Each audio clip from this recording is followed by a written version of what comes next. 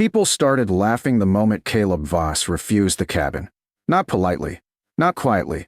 Open laughter echoed across the frozen valley while he unloaded long pine poles from the sled, instead of hauling timber toward a permanent house site, like everyone expected. Jonas Hale stood beside the road, watching him work with both hands buried deep inside his coat. "You travel all this way north just to sleep in a tent," he called. Several men nearby laughed immediately. Caleb kept dragging the poles across the snow without answering. That only made the laughter worse. Because everyone else in the valley spent autumn reinforcing cabins for winter. Stacking logs, sealing walls, repairing roofs. But Caleb Voss built a tent, not a flimsy canvas shelter like traders carried. Something stranger. He planted 20-foot pine poles into a wide circle before lashing them together high overhead into a steep cone rising against the gray sky, like the skeleton of some enormous animal. Then he stretched layered hides and heavy canvas across the frame before banking snow around the lower edges.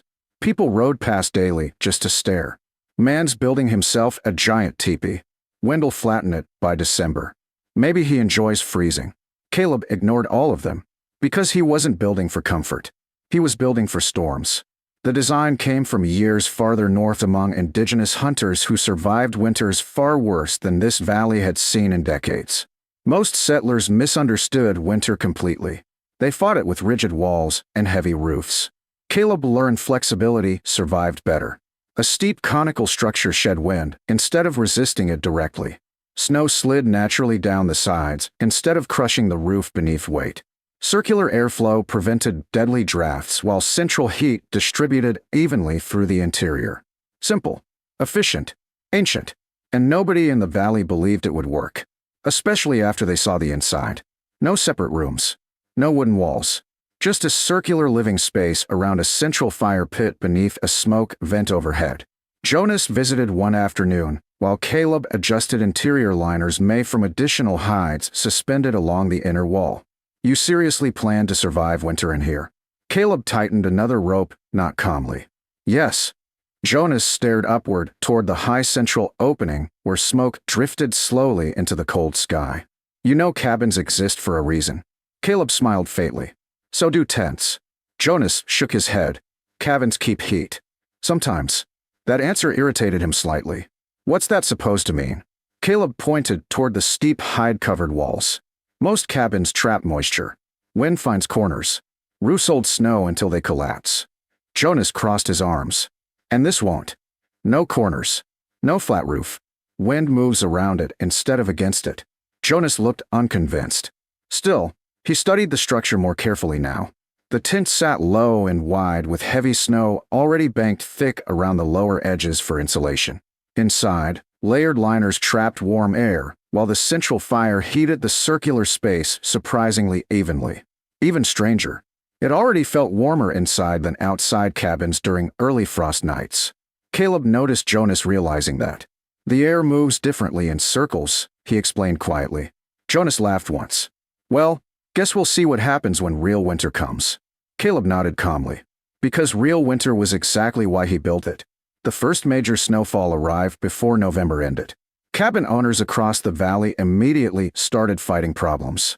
Roof leaks, frozen corners, wind pushing through weak wall seams. But Caleb's tent simply settled deeper into the snow. The steep sides shed accumulation naturally, while the snowbanks surrounding the base thickened into additional insulation. Inside, the central fire warmed the entire structure evenly because heat circulated upward and back downward along the curved walls instead of collecting uselessly near ceilings. People still laughed, mostly because the tent looked primitive beside heavy log cabins. Children called it the snow cone house. Others referred to it as Caleb's giant hat. But fewer people laughed after entering it. Jonas visited again during the first real freeze carrying a sack of dried meat. The moment he stepped inside, he stopped talking. Warmth surrounded him immediately, not roaring stove heat blasting one side of the room while the other froze. Balanced warmth. The circular hide liners trapped rising heat efficiently, while the central fire created steady airflow throughout the structure. Jonas slowly removed his gloves. "Feels warmer than my cabin." Caleb stirred the fire calmly. "It wastes less heat." "How?" "Smaller interior volume. Better airflow. No cold corners. Jonas glanced around again. The curved walls reflected heat inward, while thick hide liners blocked drafts almost completely. Even sound felt softer inside the circular structure. Protected. Calm. Still, he shook his head stubbornly before leaving. Wait until January. Caleb simply smiled. Because January was exactly what mattered. By mid-December, snowstorms hit constantly. Cabins across the valley groaned beneath heavy roof accumulation, while people climbed ladders daily to shovel off dangerous weight. Caleb's tent shed snow naturally. Wind curved around the cone instead of slamming flat against walls. And because the structure flexed slightly beneath stronger gusts, pressure dispersed instead of cracking rigid beams. That frightened some people more than if it stood stiff. The tent moved with storms. Cabins fought them. One evening during heavy snowfall, Mrs. Carter visited while carrying frozen laundry from the communal washhouse. She stepped inside Caleb's shelter cautiously and immediately blinked in surprise. "It's dry in here." Caleb nodded. The central airflow vented moisture continuously upward through the smoke opening while cold air entered gradually near the insulated lower edges. No trapped dampness. No freezing condensation coating walls overnight. Mrs. Carter looked upward thoughtfully. "My cabin walls sweat ice every morning. Most sealed houses do." That conversation spread quickly through the valley afterward. People began noticing how often Caleb's fire burned lower than theirs despite the warmth inside his shelter. Less wood, less smoke, less struggle. Still, many refused to believe it would survive true disaster. Then came the warning. An enormous northern storm system rolled down through the mountains carrying winds stronger than anything seen there in nearly 40 years. Old-timers started reinforcing roofs immediately. Extra beams, additional braces, snow supports. The entire valley prepared for impact. Caleb added more snow around the tent base. That was all. Jonas watched him work one final time before the storm arrived. "You're really trusting canvas against this thing?" Caleb pressed another layer of packed snow against the lower wall. "Not canvas." Jonas frowned. "What then?" Caleb looked up toward the steep conical frame rising into the darkening sky. The shape. That night the blizzard arrived. And subtly the whole valley discovered the difference between resisting winter and surviving it. The blizzard hit just after midnight. Not ordinary wind. The kind that changes shape as it moves across open land. Cabins groaned immediately beneath the force of it.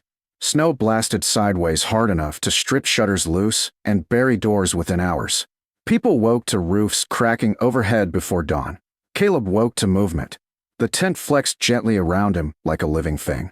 The pine poles bent slightly beneath the pressure, then settled back again while wind curved around the steep conical walls instead of striking them flat. Snow slid continuously down the sides. Nothing accumulated long enough to become dangerous. Caleb fed another piece of wood into the central fire and listened quietly. Outside, the valley fought the storm. Inside, the tent moved with it. That difference mattered more than anyone realized. By morning, the wind had worsened. Snow erased entire fences from view while drifts climbed halfway up cabin walls. Men tied ropes between buildings just to avoid disappearing in whiteout conditions crossing open yards. Then the first roof collapsed. The Miller family's east cabin gave way beneath packed snow just after sunrise. 2 hours later, another storage shed roof snapped completely near the riverbank. The storm only grew stronger. Inside Caleb's shelter, the air remained strangely calm. The circular shape distributed pressure evenly, while the smoke vent continued drawing moisture upward through natural airflow. Snow banked thicker around the lower edges, increasing insulation instead of threatening collapse. The storm itself strengthened the shelter. That fact would later seem unbelievable. But it was true. Near midday, pounding struck faintly against the outer flap. Caleb opened it carefully against screaming wind. Jonas Hale stumbled inside, nearly buried in snow. The moment the flap closed behind him, he froze. Warmth hit him instantly. Balanced warmth. No icy drafts. No cracking walls. No ceiling groaning beneath snow weight. Jonas slowly removed his gloves while staring around the circular interior. "My roof beam split," he said hoarsely. "Had to move my wife and daughter into the root cellar." Caleb handed him hot broth without speaking. Jonas took the bowl silently. then looked upward toward the high cone structure flexing gently with each heavy gust outside. It's actually holding. Caleb nodded. It's supposed to. Another violent blast swept across the valley outside. The tent shifted slightly. Not dangerously. Naturally. Jonas watched the movement carefully. You designed it to bend. Yes. That still feels wrong. Caleb smiled faintly. Trees survive storms better than fences. That stayed with Jonas. Because outside, rigid buildings kept failing. Heavy roofs trapped snow until beams cracked beneath enormous weight. Flat walls absorbed direct wind pressure constantly. Corners froze first. Moisture gathered inside cabins until frost coated ceilings. But the tent avoided nearly every one of those problems naturally. No flat surfaces. No rigid corners. No trapped dampness. The storm raged through the entire second night. People abandoned several cabins completely after roof collapses or frozen chimneys filled rooms with smoke. Families crowded into basements and root cellars beneath drifting snow while wind screamed overhead like something alive. Meanwhile, Caleb's tent remained standing alone near the north ridge. Not despite the storm, because of how it handled it.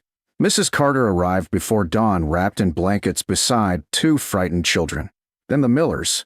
Then another family after their barn roof collapsed entirely. Every person entering the tent reacted the same way first. Shock. The inside felt stable. Safe. Warm enough people removed outer coats despite the historic blizzard outside. Children slept near the central fire while snow hissed harmlessly down the steep outer walls. Jonas sat quietly beside the flames watching the structure breathe with the wind overhead.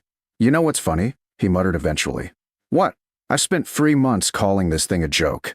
Several exhausted people nearby laughed softly. Jonas shook his head slowly. And now it's the only home in the valley I trust. That silence afterward carried weight. Because everyone there understood it was true. Outside, cabins fought winter directly. Caleb's shelter flowed around it. The distinction suddenly seemed enormous. By the third morning, the storm finally began weakening. Wind slowed first. Then snowfall softened gradually into drifting flakes. People stepped carefully outside the tent one by one. The valley looked devastated. Several cabin roofs had partially collapsed. Barns leaned beneath enormous snowdrifts. Broken beams and scattered timber protruded from the white landscape, like shipwrecks frozen in ice. But Caleb's tent still stood perfectly intact. Snow curved smoothly around its steep sides while thin smoke drifted upward through the central vent into pale morning light. Not even damaged. Jonas stared openly at it for several seconds, then laughed once under his breath. All winter, he said, we thought this was the weakest structure here. Caleb stepped beside him. Most people confuse heavy with strong. That sentence spread through the valley almost as quickly as the storm story itself. Over the following weeks, people visited constantly. Not to mock anymore. To study. They asked questions about airflow, snow load, circular heat distribution, flexible framing. Some even began building smaller conical storage shelters near barns before winter fully ended. The valley changed after that storm. Not immediately, but permanently. Because everyone remembered which buildings collapsed. And which one remained standing. One evening, near the first spring thaw, Jonas stood beside Caleb watching meltwater drip from the lower snowbanks around the tent. You know, he admitted quietly, I really thought you were crazy. Caleb smiled faintly. You weren't the only one. Jonas looked up toward the steep conical structure silhouetted against the fading sky. What made you trust this design so much? Caleb rested one hand against the pine pools beside him. Because it survived thousands of winters before either of us were born. Jonas looked across the valley where damaged cabins still waited for repairs beneath melting snow. Then back toward the tent that outlived all of them. And finally, for the first time, he understood something simple. Sometimes the oldest ideas survive longest for a reason.